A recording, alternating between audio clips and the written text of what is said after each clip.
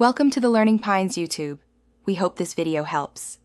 You start by confirming hardware and safety steps so the upgrade proceeds without surprises.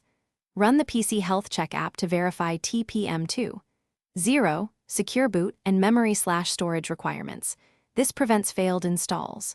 Once done, backup critical files to an external drive or cloud and create a restore point so you can roll back if needed. Make sure your laptop is plugged in and connected to a stable Wi-Fi network. An interrupted update is the most common failure cause. You now fetch the installer and let it do the heavy lifting. Open Settings, navigate to Windows Update, and click Check for updates. If the upgrade appears, choose Upgrade to Windows 11 and follow prompts. If it's not listed, download the official installation assistant and run it as administrator to initiate the process. The tool downloads files, verifies compatibility, and stages the install. Make sure you save work, because the system will restart several times, and the entire process can take up to an hour. You finish by completing the out-of-box experience and verifying system health.